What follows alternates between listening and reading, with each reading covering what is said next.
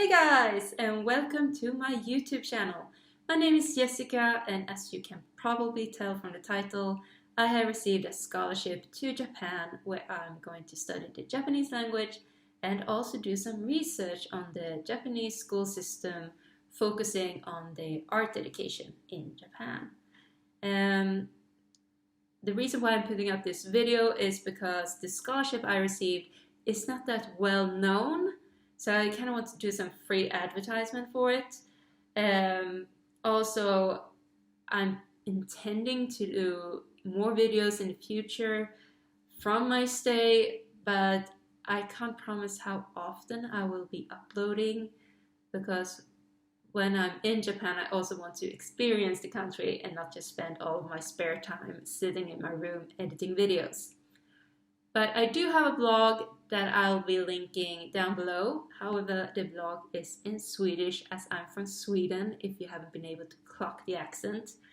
My blog will be updated way more frequently than my YouTube channel.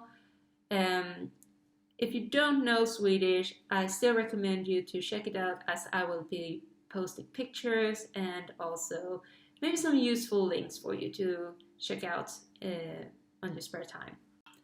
So in order to make things easier for you, here are the various topics I'm going to talk about in this video. Feel free to skip ahead if you find something more interesting than the other, and I will see you guys later on in this video. So a little bit about me. I am almost 31 years old. I've been teaching for the past 6 years. And I'm a teacher in English and arts at upper secondary school. I'm licensed to teach from the ages of, 9, 10 till the ages 18, 19 about. School system in Sweden is quite different compared to the British or the American one. But in America, I would say like I'm teaching at a junior high, so to speak. So now you might be wondering, why Japan? Well, first off, I've always been interested in studying abroad. I had an American exchange student back when I went to upper secondary school, and I found it very fascinating going abroad and to study in a different country. And while later on I also had an American and also a Canadian in my class. So I've been surrounded by exchange students for during the time I went to school. And when I got into the teacher program, I was dead set on that I'm going abroad. I'm going to do this, and I actually had my mind set on America. But first of all, when I studied at the teacher program, the literature we got to read was focusing on categorizing the pupils that I was going to teach in the future, like by gender, by class, by ethnicity, and by social norms. And I kind of felt like I didn't really like it.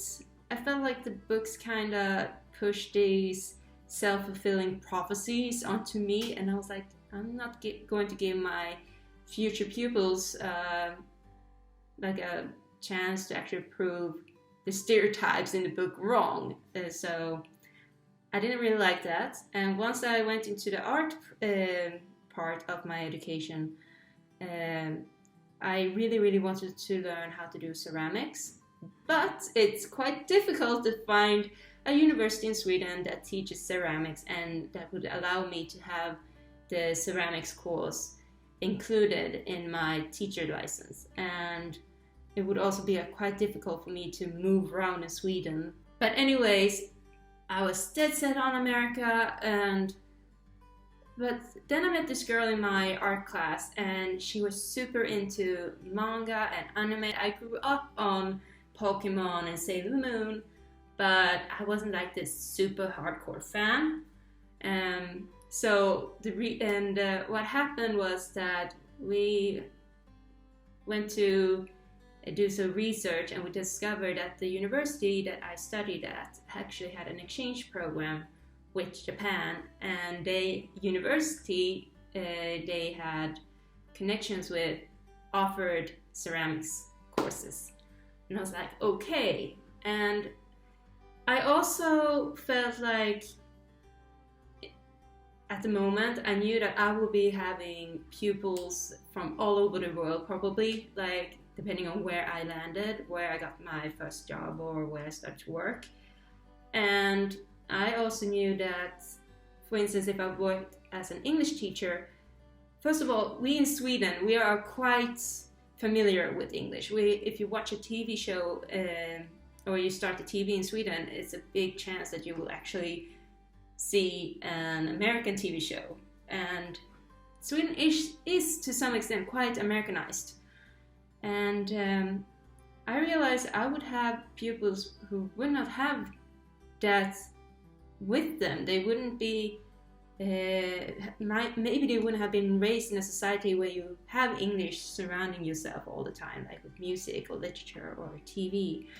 And maybe they also would have been growing up with like a different alphabet and would have to struggle with learning the Swedish alphabet and so on and so forth. So I felt that with Japan, I felt like it was a really safe country. And I also realized that if I go to Japan, I would be in a country where I wouldn't be able to read the language or speak the language, or maybe.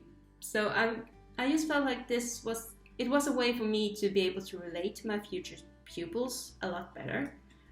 So I abandoned the idea with America, and I went to the other side of the world and ended up in Hirakatashi, which is in Osaka Prefecture.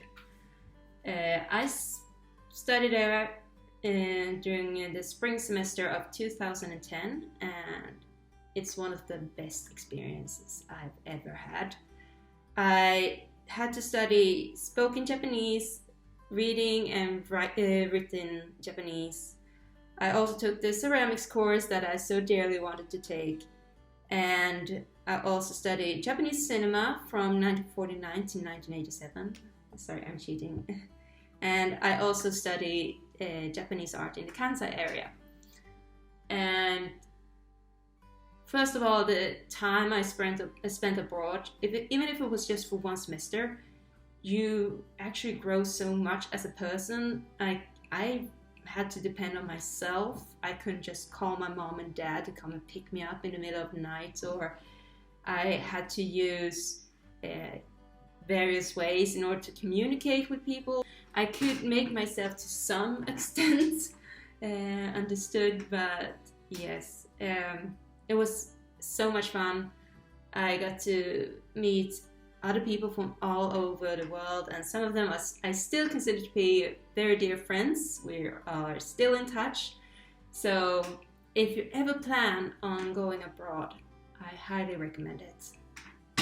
And while I was in Japan, I heard about something called the JET program, which is Japanese education transfer. You don't have to be a teacher. It's mostly aimed for those who actually do know English. So what you do is you can work like a teacher assistant for a year in Japan. And I found this very interesting, and I so wanted to apply. I figured, that would be like a good thing to do before I officially started to work. I would be it would be like a nice addition to my resume, I figured. And then I discovered that Sweden wasn't a part of the Japanese education program. And I was like, yes, I got quite bummed about that. So a few years later, I actually had started, I had graduated and I was working as a teacher. I figured maybe, because it's been quite a few years now, maybe Sweden is a part of this JET program. So I went online and I Googled, and I discovered that we still weren't a part of the program. I ended up visiting the Swedish Japanese Embassy's website, and there I saw that they had various range of scholarships, and then I discovered the one that I applied for this year. It is one of the mixed scholarships that they have in Japan, which is handed out by the Japanese government, and it was a long process. They had so many hoops for me to jump through and so many forms to fill in. First of all, I don't want to scare you off. If you get through it, it will be worth it. I'm positive that it will be. So what I had to do in order to get the scholarship was that first off, I called the embassy for them to send out the forms to me so that I officially could apply. However, they didn't want to send me the scholarship, the forms right away. They asked me to write like an introduction, like a personal letter, where I explained why I would like to apply for the scholarship. So I sent the email, and just like the next day or something, I got a reply saying that they were sending me the forms. And when I got the forms, I got like 2 copies, one to try, like to doodle on, and then the official form that I would be sending in. And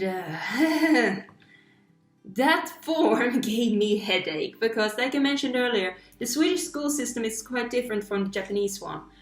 So I had to convert the Japanese system, or the Swedish system, according to the Japanese school system. And that took some time. And then I also had to write 2 fields of research that I would like to do in Japan. And I had to list my top 5 universities that I would like to study at if I got the scholarship. And I got to pick those 5 universities from a list of, I think it was like a total of 56 or 58 universities. So I had to go through all of those universities to see which university had like a program that suited my research area. That took a while. And I also had to, before I even sent in the form, I had to book a health checkup. And that checkup had to include a blood test, a urine exam, and also an X-ray of my lungs. This scholarship is available for most of the a lot of countries all over the world. So they have even though various lung diseases aren't a common problem in Sweden, it might be in different countries, in other countries. So that's why it was something that they required for me to do. However, I would only have to do the X-ray if they found me interesting. So what happened was I filled out the forms. I was super nervous, I have to tell you. And I sent it in, and then I just had to wait for the deadline to pass. And it took them, I think they called me a week after the deadline, which was on February 21st or something. And they called me, and they invited me up to Stockholm, the capital of Sweden, where they wanted me to do 2 language tests, one in Japanese and one in English, and then I was also supposed to do an interview.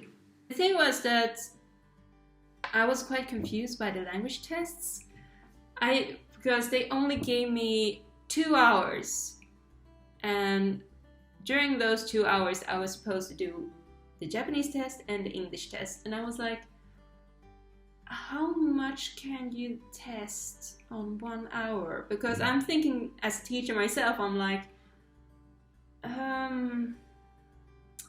what will be on the exam? And the semester before I applied for the scholarship, actually took a Japanese course at my local university. And during that exam, we had 3 hours. So I was really confused by how much they would actually test me on. And once I got to the embassy, she actually told me, one of the ladies who were helping me, that I was allowed to do the exam for 2 hours because I actually had studied Japanese before, which wasn't it's not a requirement to know Japanese in order to get this scholarship, so don't let that scare you off. And if you also have a family, you are able to actually bring them with you to Japan. So she offered me to do the Japanese test for 2 hours. I ended up sitting for 1.5. And it was one of those tests with multiple choices. And I hate those tests. Because after a while you can can there be 3 or 4 D's in a row? Something is off. You start to question yourself so badly. And then she came in and she gave me the English test. And she asked me, would you like to do this now or would you like to do it after the interview? And I was like, just hand it to me. And I'm glad I did the English test before the interview because I actually got to feel smart again. So I was like, yeah, and I finished the English exam in barely in half an hour. So, and I did all the parts. And then they were so kind. They gave me a map to different restaurants that I could have my lunch at, and once I got back to the embassy, I did the interview. And during the interview, I had a man from Japan and a man from Sweden, and we held the interview in English. And once the interview was done, I just had to fix a few things with my forms, and then I walked back to the hotel to get my bags because they were so kind enough to let me keep my bags over there while I was doing the interview. And since I had so much time to spare before my train back home, I just walked back to the hotel, which took me about an hour. But I feel shortly after I left the embassy, I think I had been walking for a half hour or something. They called me and told me that I was nominated for the scholarship. And I was like, oh, so excited. Actually, I forgot to mention, I was the only one applying for the scholarships this year. So some of you might think, well, then it's an easy thing to get the scholarship. But at the same time, it would really, it would be quite bad if you're the only applicant and you didn't get the scholarship. So, I was super excited about being nominated. I had to call all my friends and family and tell them that I actually was eligible for the scholarship. And some things, actually, I figured I can mention a few things that you have to... there are a few requirements for this scholarship. First of all, you are not allowed to be a Japanese citizen. Since I'm applying from Sweden, I have to be a Swedish citizen. And this year you had to be born after the 2nd of April 1984. So you had to be 35 years old or younger applying for this scholarship. And you also had to work as a teacher for the minimum of 5 years, or what is equivalent to 100% been working for 100% for 5 years. So maybe for instance, I had to work for 6 years before I actually could apply for this scholarship because my first year as a teacher, I didn't work 100%. I only worked 80%.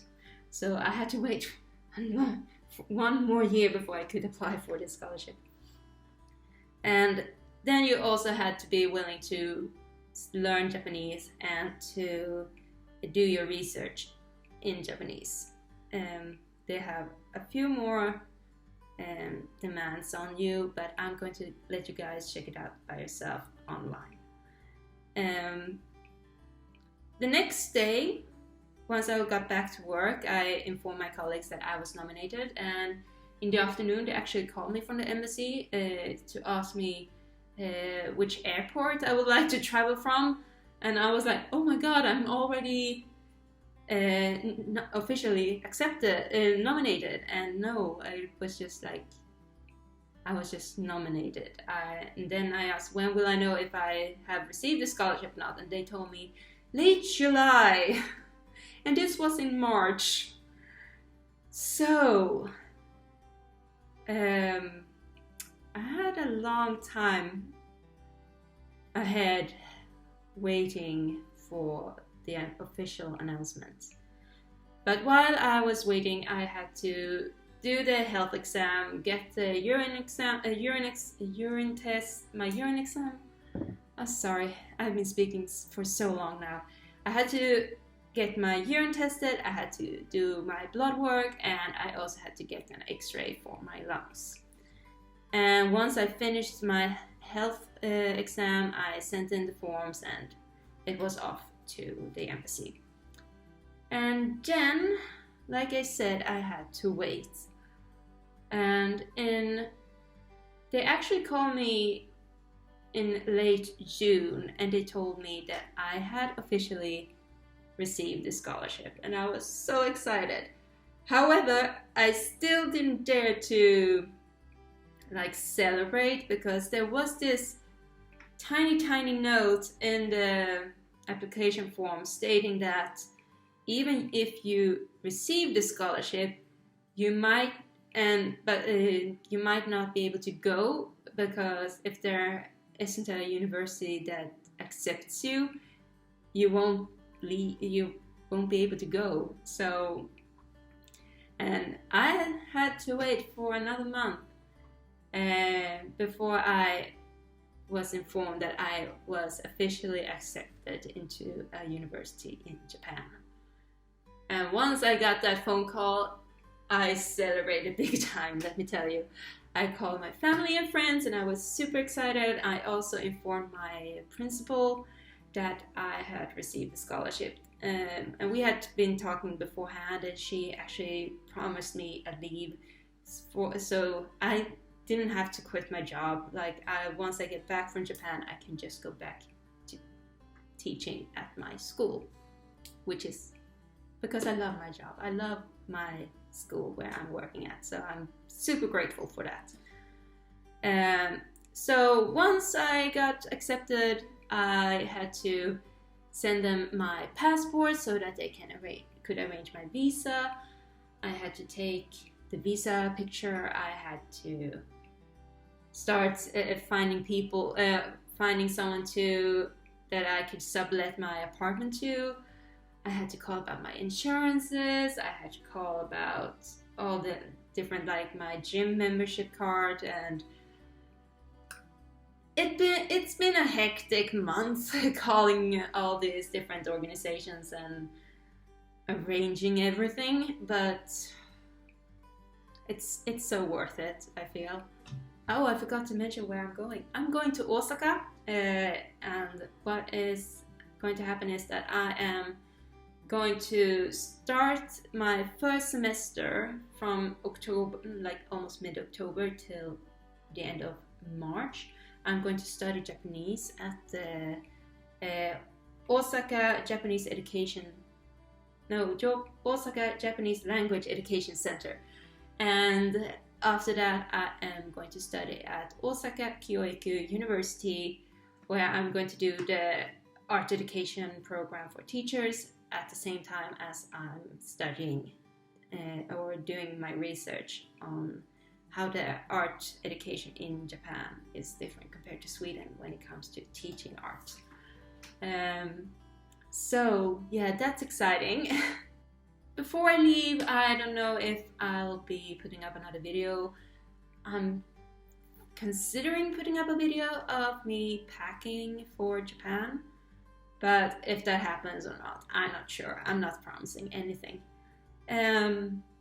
So first off, thank you so much for watching this video. I hope it was informative, and if you have any questions, feel free to ask me down below and I'll try my best to reply as soon as possible.